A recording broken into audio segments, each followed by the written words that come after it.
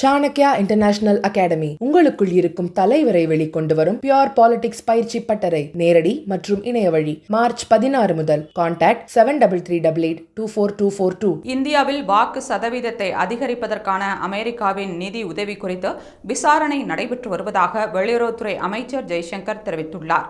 டெல்லியில் தனியார் கல்லூரியில் நடந்த நிகழ்ச்சியில் கலந்து கொண்டு பேசிய ஜெய்சங்கர், இந்தியாவில் USAID அமைப்பின் நிதி நீண்ட காலமாக நல்ல நம்பிக்கையின் அடிப்படையில் அனுமதிக்கப்பட்டு வந்தது. இப்போது எழுந்துள்ள குற்றச்சாட்டு கவலை அளிக்கிறது. USAID அமைப்பின் நிதி இந்தியாவில் நல்ல நோக்கங்களுக்காக பயன்படுத்தப்படாமல் ஒரு குறிப்பிட்ட நோக்கத்தை கட்டமைக்க பயன்படுத்தப்பட்டுள்ளது என்று தெரிவித்தார்.